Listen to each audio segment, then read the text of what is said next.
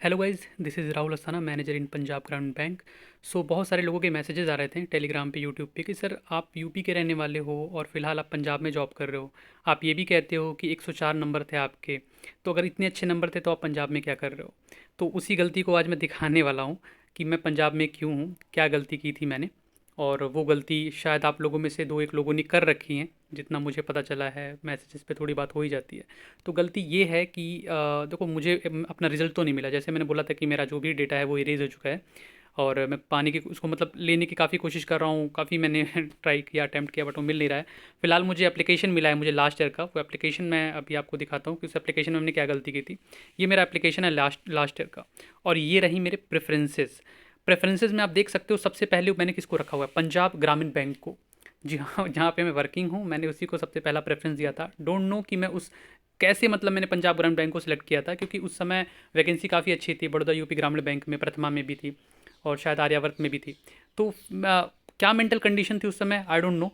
लेकिन उस समय ऐसा था मेरे साथ में कि अगर मुझे अंडमान निकोबार के एक द्वीप समूह पे भी भेजा जाता तो मैं वहाँ पे चला जाता, ये जानते हुए भी कि मुझे वहाँ की लैंग्वेज नहीं आती है, क्योंकि मुझे उस समय जॉब चाहिए थी। और इस समय काफ़ी सारे लोग, जो आप लोग तैयारी कर रहे हो उनमें से बहुत सारे लोग होंगे जो इस तरह से फेज़ से गुजर रहे होंगे कि कहीं भी भेज दो, उड़ीसा, आंध्र प्रदेश, अगर आप नॉर्थ ईस्ट के हो या फिर कहीं के भी हो और आपको कहीं और साउथ में भेज दिया जाता है तो भी आप जाने के लिए तैयार होगे बिकॉज ऑफ दैट जॉब। तो मेरा भी उसी तरह था। तो सबसे पहले मैंने पंजाब ग्रामीण बैंक को सिलेक्ट किया था। और पंजाब ग्रामीण बैंक से मेरा कोई लेना देना नहीं था, पंजाब में भी मेरा कोई नहीं रहता था उस समय तक। उसके बाद मैंने प्रथमा यूपी ग्रामीण बैंक को सिलेक्ट किया था। ये तो मैं जस्टिफाई कर सकता था कि प्रथमा यूपी में ही है, तो फिर मैं कर सकता था। जब ये एप्लीकेशन आया था तो उस समय बड़ौदा यूपी ग्रामीण बैंक में बहुत वैकेंसी थी, और आप देख सकते हैं कि बड़ौदा यूपी ग्रामीण बैंक को मैंने 14वें नंबर पर रखा हुआ है। तो क्या चल रहा था दिमाग में मुझे खुद नहीं समझ में आता कि मैंने कैसे ये प्रेफरेंस किया था। बस शायद ये था कि मुझे ये भी नहीं पता था प्रेफरेंसेस कितना वाइटल रोल प्ले करती हैं, कितना इंपॉर्टेंट हो जाएगा सिलेक्शन के बाद, आपके मार्क्स कितने के बिहाफ पे ये मिलेंगे, आई डोंट नो।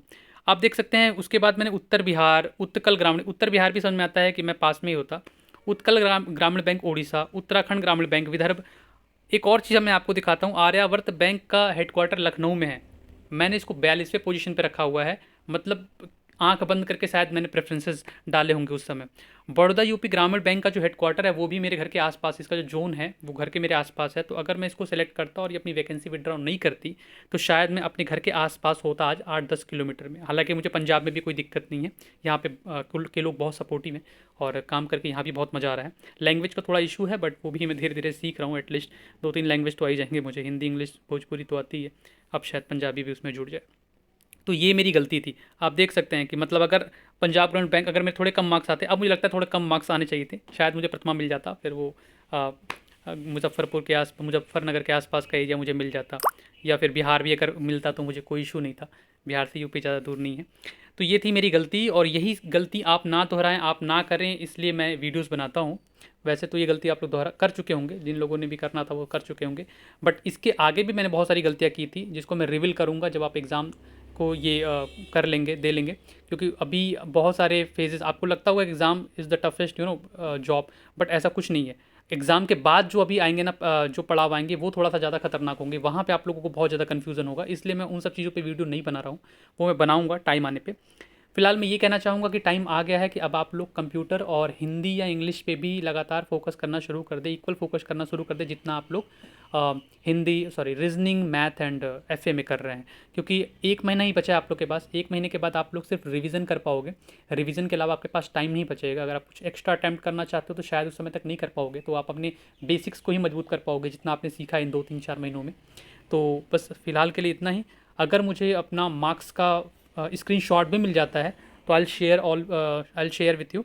तो फिलहाल के तो इतना ही रहने देते हैं, अगर वो मिला तो मैं शेयर कर दूंगा। एंड देखता हूँ, अगर मुझे इसका फ़ोटो भी, मैंने पिक भी क्लिक कर रखी थी और 2-3 दोस्तों को भेजा भी था, तो अगर वो फ़ोटोज़ भी मुझे मिल जाते हैं तो आई शेयर डेफिनेटली। तो तब तक के लिए बाय बाय।